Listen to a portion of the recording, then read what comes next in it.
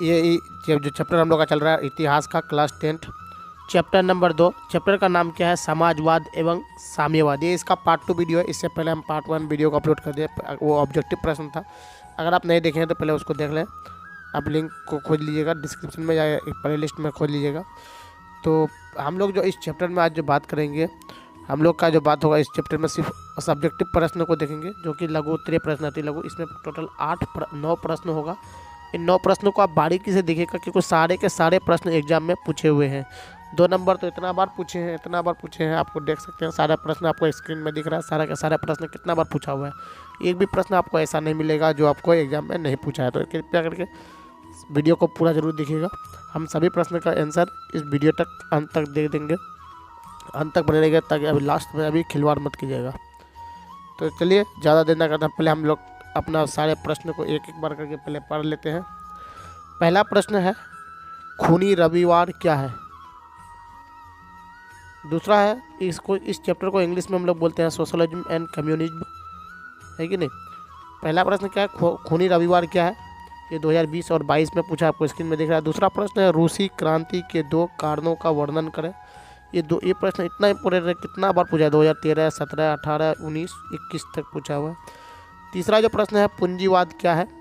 चौथा प्रश्न है, अक्टूबर क्रांति क्या है? पांचवा प्रश्न है, सर्वहारा वर्ग से आप क्या समझते हैं? ऑप्शन 6 है, साम्यवाद एक नई आर्थिक एवं सामाजिक व्यवस्था थी, कैसे? नंबर 7 है, कार्ल मार्क्स के विषय में आप क्या जानते हैं? 8वां प्रश्न है, रूस की क्रांति ने पूरे विश्व को प्रभावित किया, किन्हीं 2 उदाहरणों को द्वारा स्पष्ट करें। 9वां प्रश्न है और अंतिम प्रश्न, क्रांति से पूर्व रूसी किसानों की स्थिति कैसी थी? तो ये सारे प्रश्न का इस वीडियो में हल मिल जाएगा, तो कृपया अंत तक देखिए। तो चलिए हम लोग स्टार्ट करते हैं प्रश्न संख्या 1 से। इसका आंसर है, पहला प्रश्न क्या लिखा हुआ है, खूनी रविवार क्या है, यानी खूनी रविवार क्या है। तो इसका आंसर हम लोग देखते हैं, रूस में जार के शासन से लोग तंग आ गए थे। रूस में देखिए, जार का मतलब होता है शासन, मतलब वहाँ का राजा को बोलता है जार। तो जार के शासन से क्या हो गए, तंग आ गए थे। उसका अत्याचार अत्यंत बढ़ गया था, इसलिए 22 जनवरी यानी पुराने कैलेंडर में 9 जनवरी 1905 को मजदूर अपने परिवारों के साथ एक शांतिपूर्वक जुलूस में जार से मिलने और उसे एक प्रार्थना पत्र देने के लिए पीटर्सबर्ग स्थित महल की ओर जा रहे थे। उसी समय सैनिकों ने उन पर गोलियां बरसा दी। फलतः 1000 से अधिक मजदूर मारे गए तथा कई हजार घायल हुए। चूँकि यह घटना रविवार के दिन हुई थी, है कि नहीं? किस दिन हुई थी? रविवार के दिन, इसलिए इस दिन को खूनी रविवार कहा जाता है। आपको समझ में आ गया कि खूनी रविवार क्यों कहा जाता है? क्योंकि रविवार के दिन घटना हुआ था, इसलिए इसको खूनी रविवार कहा जाता है। दूसरा प्रश्न है, रूसी क्रांति के 2 कारणों का वर्णन करें। ये प्रश्न देखिए कितना बार पूछा है, 2013 में, 17 में, 18 में, 19 में, 21 में। तो चलिए, रूसी क्रांति के 2 महत्वपूर्ण कारण थे। पहला जो है, निरंकुश शासन। क्या था? निरंकुश शासन। क्रांति का एक महत्वपूर्ण कारण जारशाही की निरंकुशता था। रूस का जार हमेशा विरोधियों को कठोर से कठोर दंड दिया करता था। लोगों को किसी प्रकार की स्वतंत्रता नहीं थी।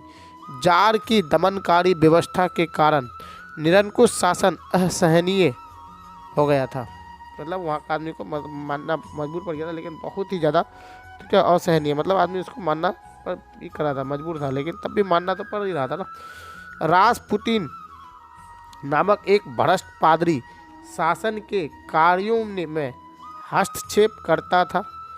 इसी अत्याचार से प्रजा का विरोध और असंतोष बढ़ता जा रहा था। दूसरा कारण क्या था? कृषक एवं मजदूरों की दयनीय स्थिति। रूसी समाज में के बहुसंख्यक किसान वर्ग की स्थिति अत्यंत दयनीय थी। मजदूर तथा श्रमिक भी शोषण के शिकार थे।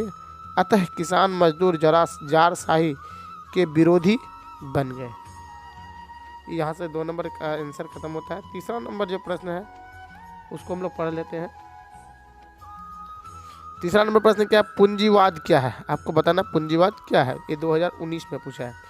तो पूंजीवाद एक ऐसी व्यवस्था है जिसमें उत्पादन के सभी साधनों, कारखानों तथा विपणन में पूंजीपतियों का एक अधिकार होता है।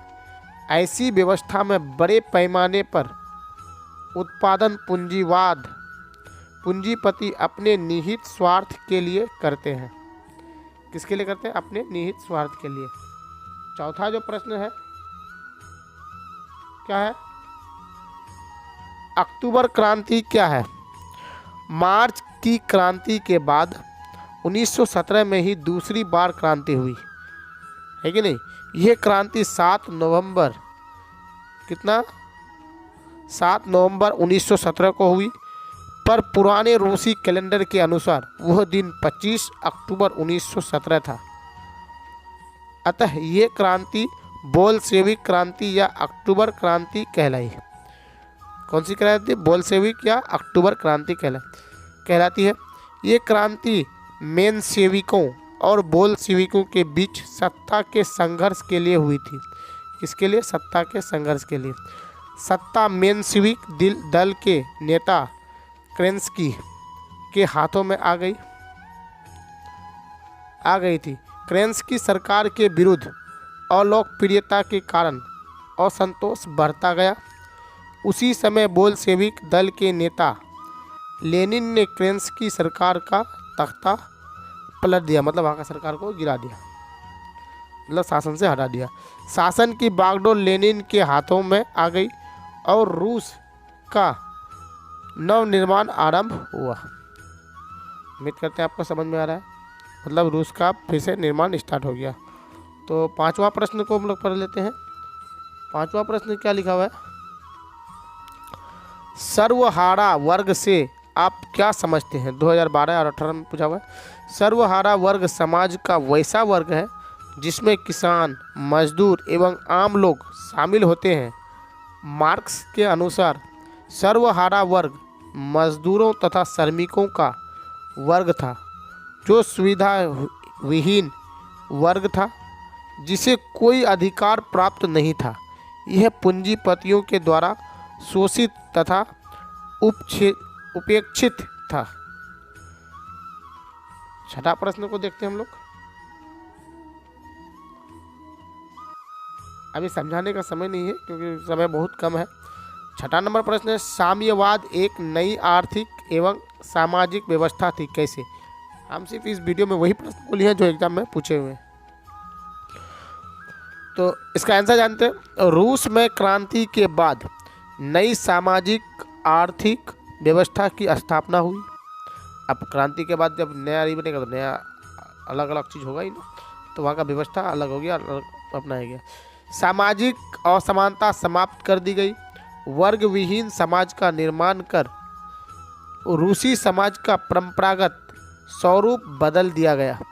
पूंजीपति और जमींदार वर्ग का उन्मूलन कर दिया गया, यानी वापस समाप्त कर दिया। समाज में एक ही वर्ग रहा जो साम्यवादी नागरिकों का था।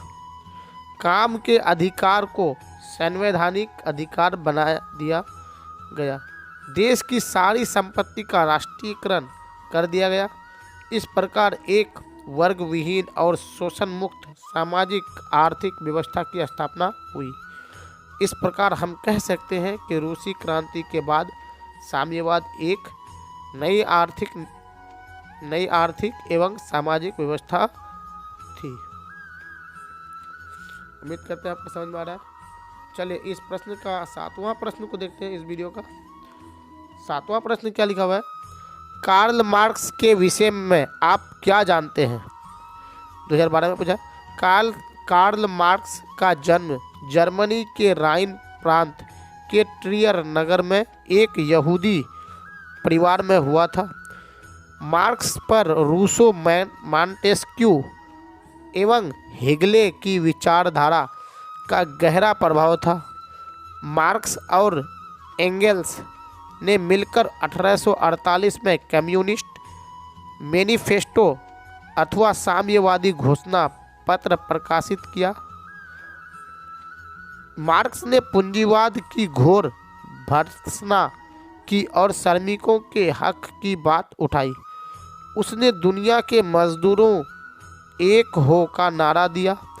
मार्क्स अपने विख्यात पुस्तक दास कैपिटल का प्रकाशन 1867 में किया, जिसे समाजवादियों की बाइबिल कहा जाता था, है कि नहीं? आपको याद रखना है, दास कैपिटल बुक का प्रकाशन कब हुआ था? 1867 में। समझे? समाजवादियों का बाइबल किसे कहा जाता था? तो पुस्तक का नाम था दास कैपिटल पुस्तक को। दास कैपिटल पुस्तक को क्या कहा जाता था? समाजवादियों का बाइबिल कहा जाता था। आप बहुत ही गौर से पढ़िएगा इस चैप्टर को, बहुत ध्यान दीजिएगा, क्योंकि बहुत ज़्यादा एग्जाम में पूछे जाते हैं इस चैप्टर से क्वेश्चन को।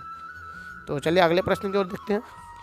इस वीडियो का 8वां प्रश्न, रूस की क्रांति ने पूरे विश्व को प्रभावित किया, किन्हीं 2 उदाहरणों को द्वारा स्पष्ट करें।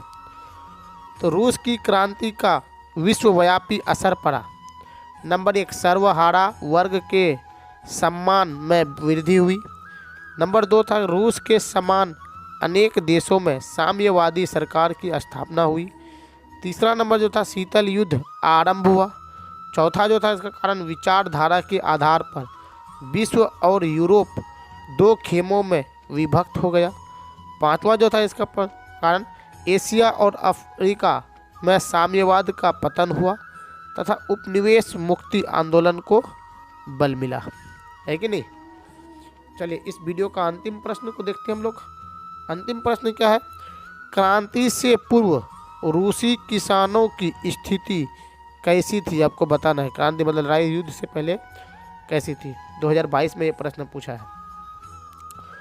रूस में जनसंख्या का बहुसंख्यक भाग किसानों का ही था, परंतु उनकी स्थिति बंधुआ मजदूरों की तरह थी। वे सामंतों के अधीन थे और जमीन से बंधे हुए थे। 1867 में जार अलेक्जेंडर द्वितीय ने कृषि दासता को समाप्त कर दिया था, परंतु इससे किसानों की स्थिति में कोई सुधार नहीं हुआ था। उनके खेत बहुत छोटे छोटे थे, जिन पर वे परंपरागत ढंग से खेती करते थे। उनके पास पूंजी का भी अभाव था तथा करों के बोझ से वे दबे हुए थे।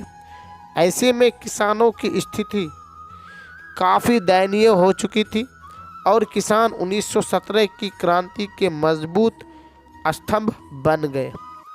उम्मीद करते हैं आपको वीडियो पसंद आया। अगर पसंद आया तो लाइक शेयर करें। मिलते हैं नेक्स्ट में। आज के लिए इतना ही, तब तक के लिए जय हिंद।